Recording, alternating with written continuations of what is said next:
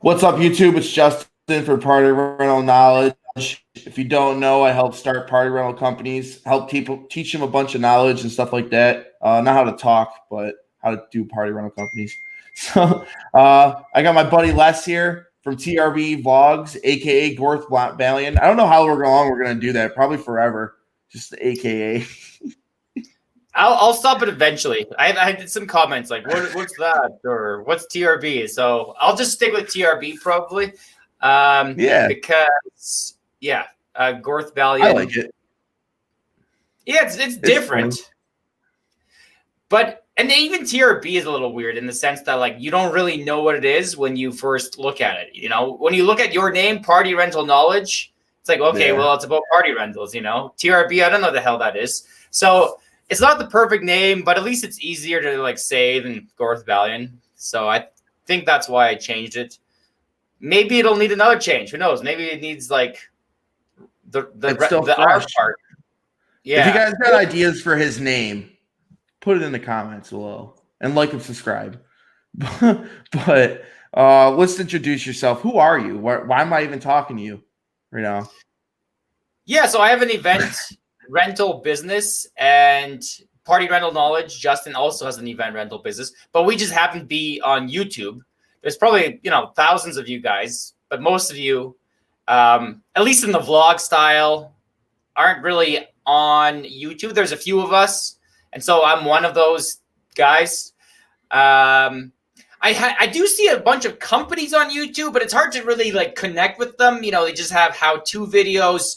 So I think we're kind of starting a more popular trend of kind of vlogging about the event business, kind of showing it from the perspective of the owner.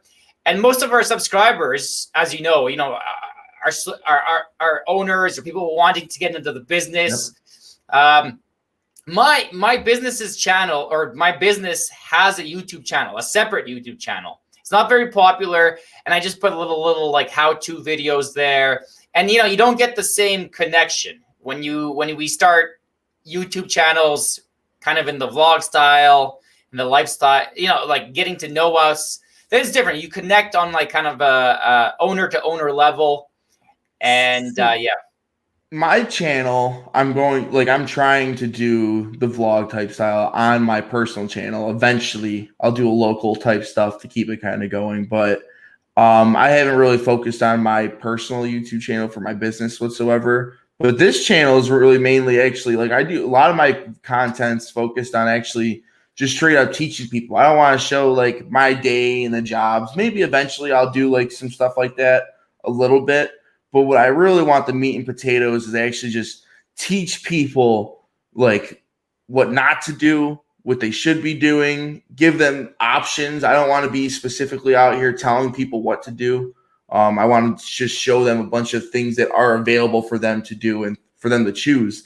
And then bunch of different information from different parts of the United States too, and different world really, because it's different. Whatever your demographic for your area is, whatever your region is, if it's a desert, if you're in the woods, if you're on the beach, like you're setting up in different types of situations, and some of them call for different types of information. I like this as an example. I don't tarp, but I would never tell somebody in the desert not to tarp a bounce house because that stuff just turns to like clay and water on that water units. It becomes like almost impossible to clean. And you don't want to be dealing with that. So yes, it's worth it putting the tarp down. Whereas in New York, it's not really that worth it to put one down for bounce house. I always do it for the tents. You got to keep those white though. Right. So yeah. So as you know, we don't have. That's what separates us. I think. Like I don't really have bounce houses. They're not as popular up in Canada. That's one thing. Whoever's watching, we're up kind of in Canada, and Justin is down in the States. Mind you, it's the same style.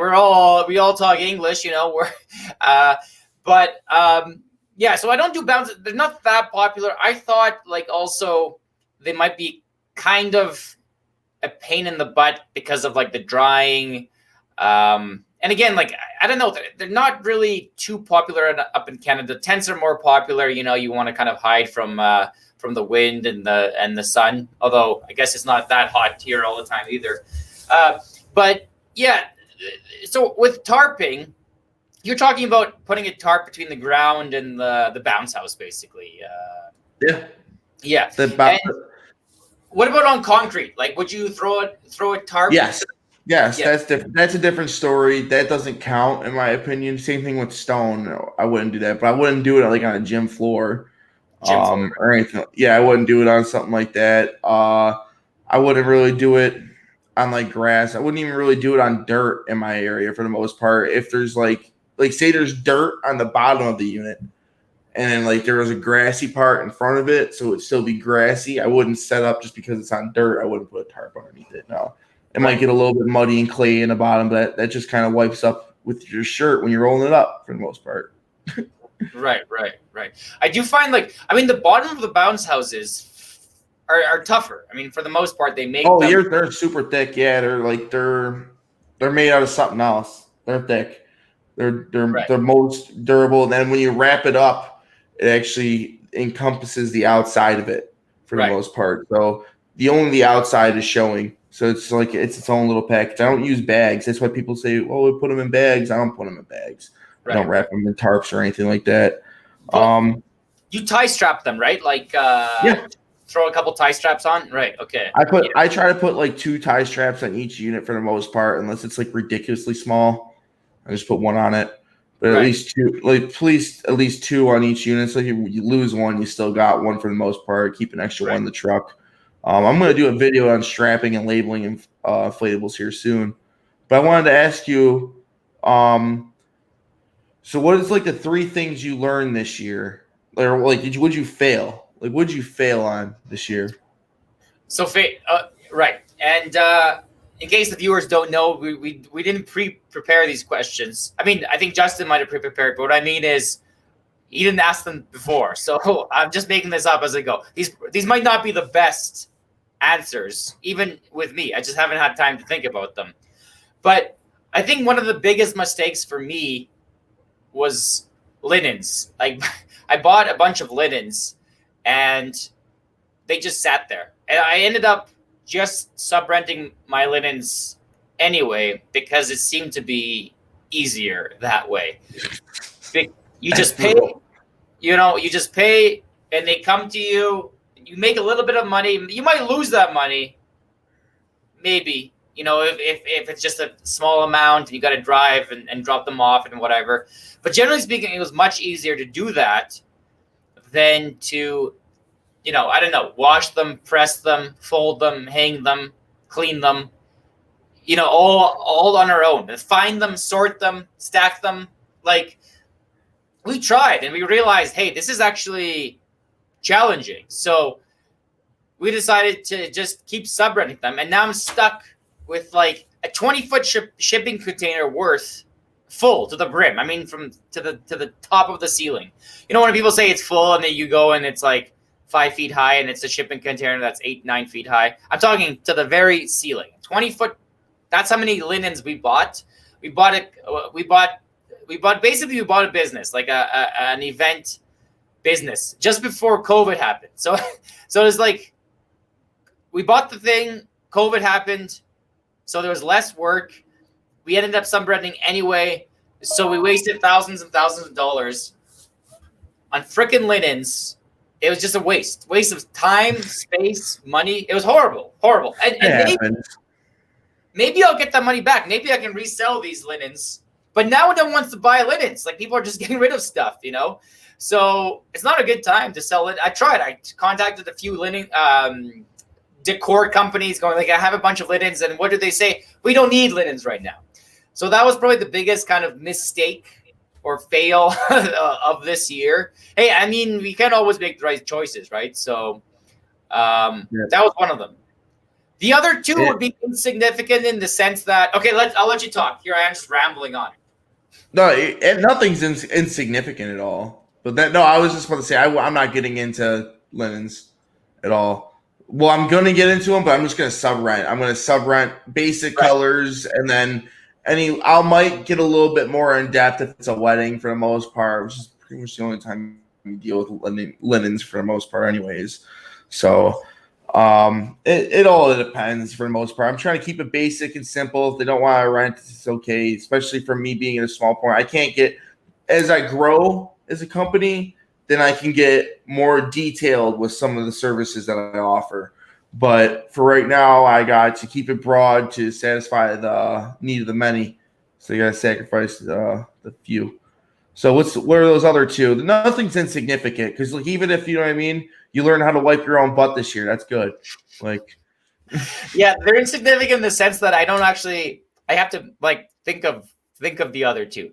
I mean, what else happened? Well, what about you? We'll throw that question back at you. What was the biggest? See, I've answered this question like 3 different times, 3 different ways. So that's the funny part about it. So one I'll go back to is definitely the one that stands out is I wish I got my website up sooner. Okay. Because I spent money on it basically having it going this year. I didn't even have it running or taking sales because I couldn't really do bookings on it. So, but it wasn't live to where it could do the merchant services and stuff on it, and because I just didn't put the time. So I just went and did a Facebook Marketplace. That's what I did most of my sales on. I did a whole bunch of money on. I did like 70K in sales, but I probably could have did twice that if I had a booking, and I could have put more time into other things, and it'd be running and ranking and converting right now. But at least it's running, so it's still ranking for the most part on Google. Right. Even though it's a low ranking right now. Right. But that's one. 2, I'm trying to learn more about people. I know people. I'm trying to like figure out how to run people for the most part, and not be run by people as well. As a boss, because I'm a people person, and that doesn't go well. It goes well, but it can go bad too. You know what I mean? Not everybody's your friend in business, and you gotta have that employee boss relationship. So I'm learning that. What else? Pretty much I'm learning not I'm trying to fine tune too because I bought a lot of stuff and I'm ahead. I got an established company now pretty much.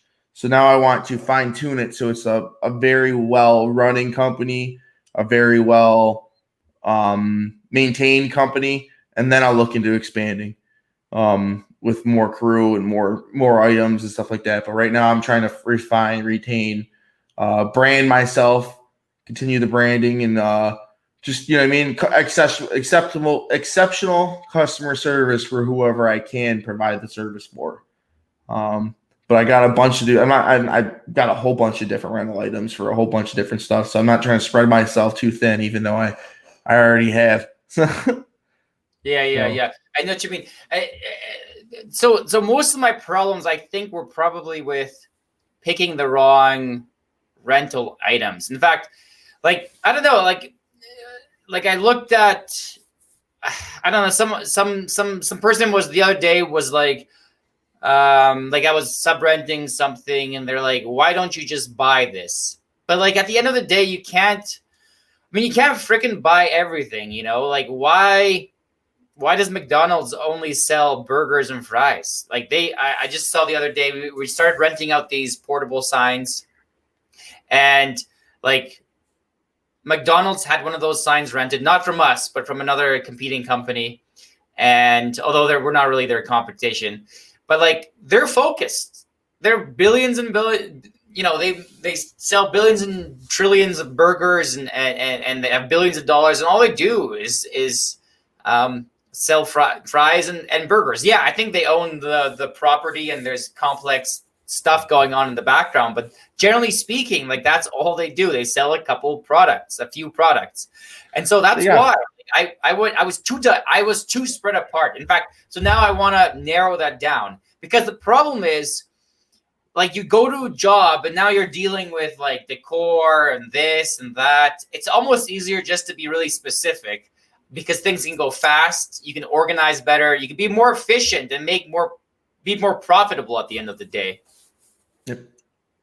So I think that was like the second thing. It's just like, basically, I diversified a little bit too much. Like, it was decent because it was the pandemic, but like, okay, sure, let's say I rented 10 items to one person, and I made 20%, 25% profit.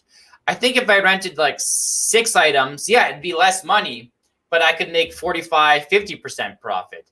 So like, and at the end of the day, it's much easier, you know, in terms of like just the logistics of renting only a few items instead of just having all these things. So I think this year I'm going to drop a lot of things. Like wood cookies. I even made a video about that. And it's like, what's the point? It's $10, $20. You know, it's not worth your time, you know, to like deal with these like smalls. So I want to get into bigs, like a big tent, you know, big tents instead of all these smalls, I think. So bigs versus smalls, I think, long term. I was like, what is this guy doing? What is this wood cookies? Yeah, you know what I'm talking about, right? You know what I'm talking about? Wood cookies? I saw that video. Yeah. I was like, what is this guy doing? Yeah, well, it's something. Because you see that, like, because I picked up some really big ones, and I thought this would be like a really big hit, you know? But no one cares for some reason. Like, I would keep all the big ones still, though. Okay, but this is the problem. I'll show you. Yep, go get your wood cookies. So he basically has he bought a bunch of plate dishes basically, but they're pieces of wood. So he's just got a whole bunch of them. Yeah, okay. Like that. And doesn't this look cool? But the problem is, look, the border flakes off. So over time, it's getting all flaked off. And the other problem is these cracks keep expanding. You see what I'm saying? So basically, like, some of these are starting to just break in half. So, like, unless I put them in resin or something, which takes a lot of work, it's not like, oh, just put them in resin. No, that's expensive. Have you seen the price of resin? Yeah, so, it's not. Yeah, so I don't know what to do with them. They keep, like, just over time, they crack, they get really dry out.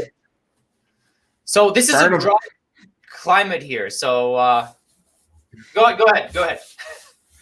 I was just saying, burn them. But yeah, that's a thought. Just put them in the fireplace. I think I spent like $200 on like 40 or 50 of those, that's not a terrible loss, you know. But it was kind of a waste of time. I probably made around $300-$400 off them. But like, if you take the time to just like store them, wrap them, put them in containers, I don't know. It's such a waste. So I definitely want to kind of focus more on tentage, I think. And I think tentage will be hot this year because like indoor venues are going to be more strict typically than outdoor venues.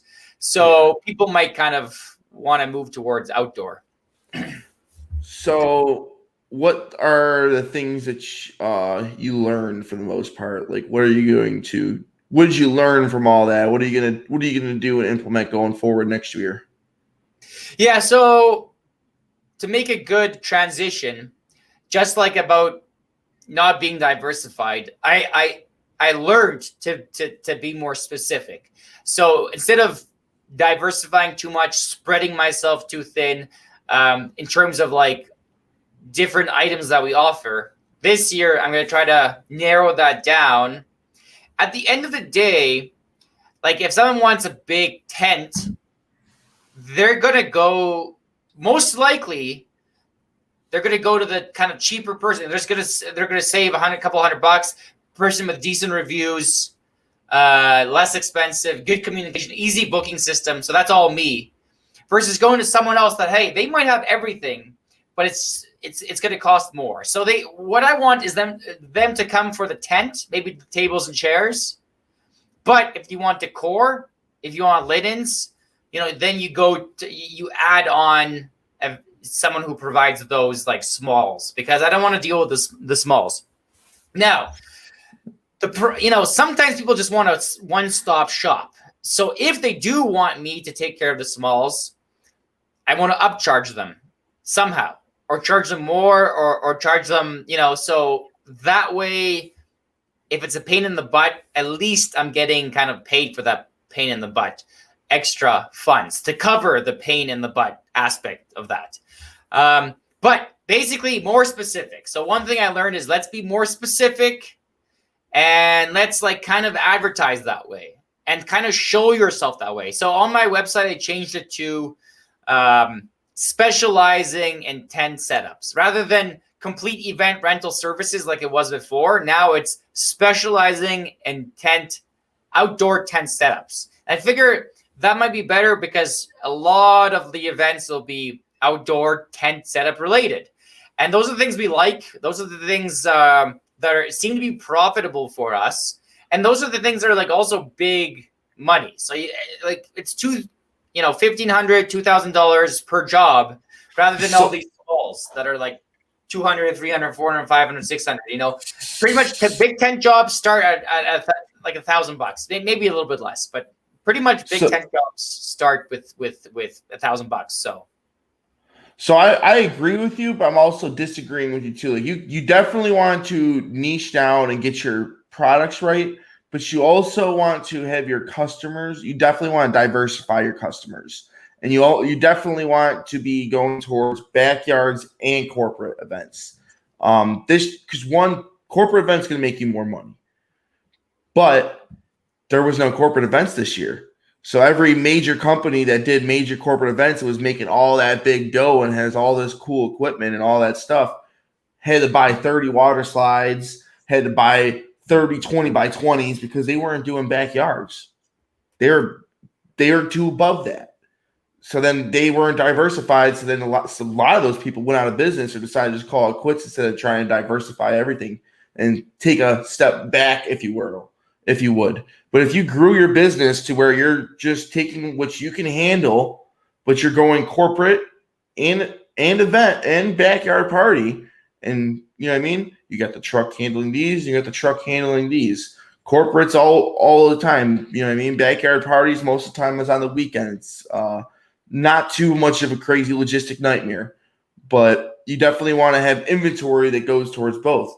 But you want to have that core tents and bounce houses, stuff like that. You know what I mean? When you start doing tents, bounce houses, hard rides, weddings, yard sign. I said yard signs and stuff, but you know what I mean? Yard signs, weddings, tents, bounce houses, dunk tanks. You start adding all those things. The mobile rides. That's a company that's got 5 different things. That's a little more diversified than you need. That's where I would definitely agree with you. But you definitely want to, if you're going to hit something, definitely diversify your customer base. Have a 20 by 20, but you also I would definitely eventually you're going to want to get into 40 wides. But it doesn't mean you have to get into 60 wides and go past by 100. So that's my 2 cents. Right. I still want to service residentials in terms of, because a lot of the residentials want big tents for weddings. And we still would rent you small tents because we have a lot of pop-ups actually. And those are fine. I think what I don't want to be doing is anything that takes like decor, where they're because then you get the ladies that are I'm not into it, or gentlemen that are really picky. They're like, what's this? Please move that slightly there. No, I just want to come in. We're a bunch of brute men. I set up the tables. If I set them up, you're paying me to set them up, but I put them in a pile over here. I put the chairs in a pile over there. If it's not going to rain, I keep it outside the tent so you don't got to work over yourself and move it again. For the most part, I try to keep it simple like that. If they want me to start setting up balloons and stuff, like, here's the most awesome lady in the world that's going to listen to you. Here's her number. Boom. And she loves the death out of me, and I don't got to deal with any of that stuff because nor do I want to. Maybe if I have a huge building and I want to put the money and time into it and hire a couple male or females, whatever, decorators, that's a whole nother story. But that's not going to fit my company that has 20 bounce houses, 30 bounce houses, and 10 tents. That's not in my business model right now. I don't have time to mess around with streamers and stuff like that. And then a lot of the time, honestly, they just want to know where to buy it. For the most part, if you sold it, and then told them how to do it, that might be a good idea too. I'm down for. I actually use these table covers called quick covers that go over the table. Yeah, I've heard of them. Quickie or something. There was one brand.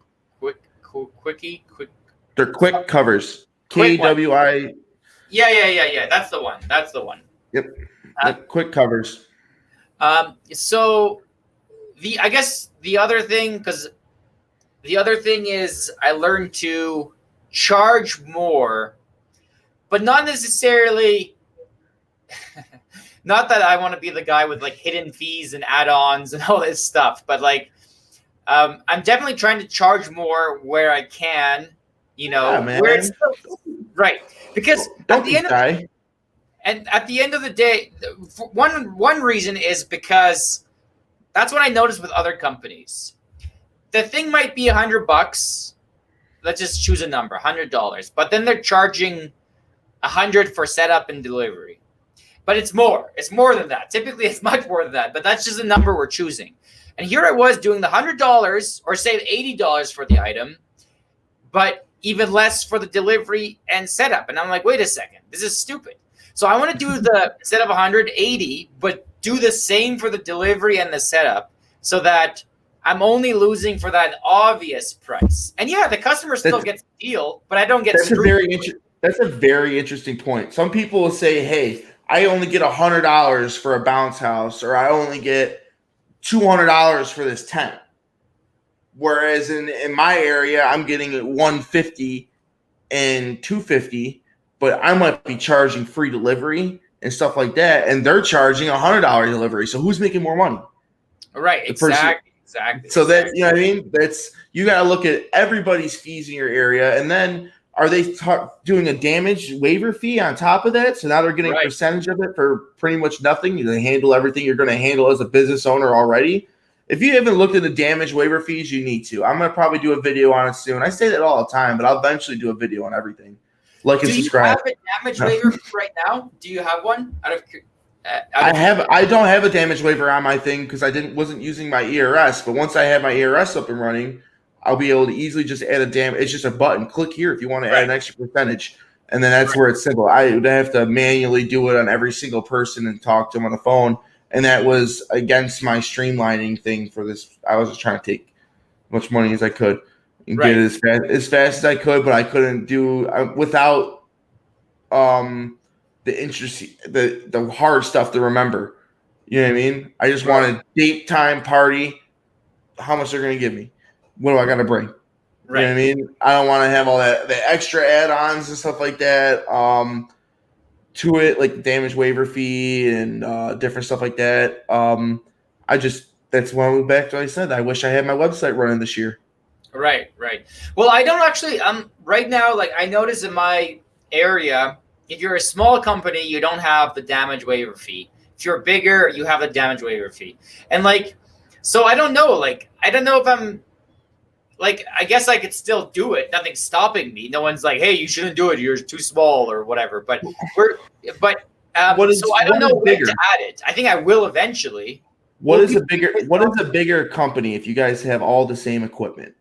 I think if you just look better, if you have you know what I mean? You're sending emails to the customer with your logo on them. You're showing up with T-shirts on them with your logo on them. You're sending, you know what I mean? You have a professional voicemail. You got your Google My Business.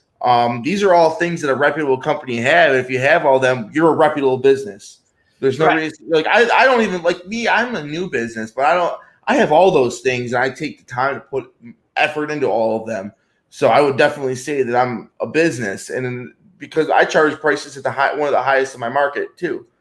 I'm like right below the highest. Okay, so, got it.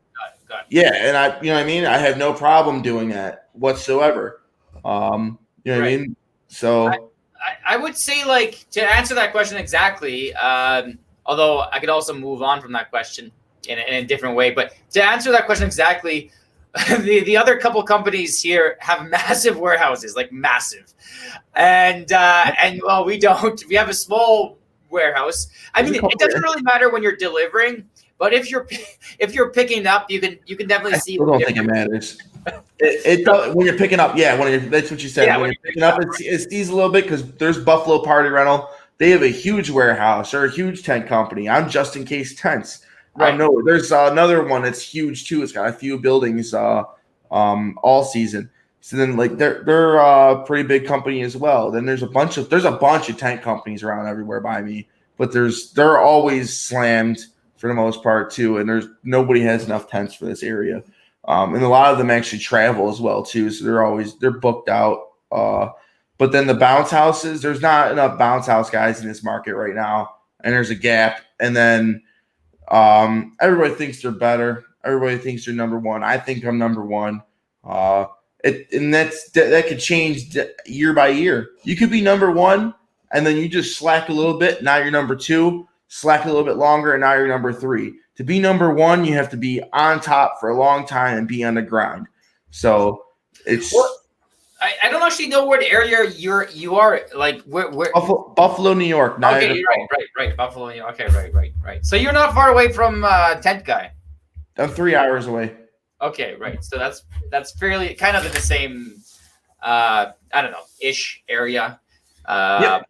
Yeah. So that's what I noticed too. Like, at least, okay, because I had a cleaning company at some point, and before this, actually, directly before this, and because some people come to me and they're like, oh, there's lots of competition in your business, and I'm like, you know what? In the summertime, there is not an oversupply. Like people are like struggling to find equipment, and when I had a cleaning company, just in my small town of 1 million and a bit of people, there was over 1,000 cleaning companies.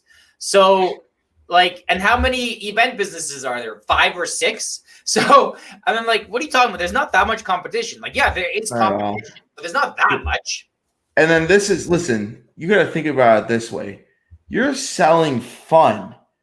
If you don't think there's a market out there, you can go create one because everybody wants to have fun. You're literally just selling fun. Like, it's insane. I got a bounce house. Come and have fun. You know how many people I talk to just going to buy some food that decided to rent for me? Because I'm like, look at this. This is cool as hell, ain't it? You have it in your backyard. Right. Like, it's fun.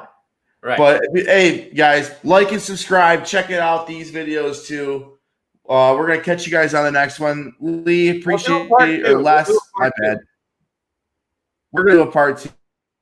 Yeah, for sure.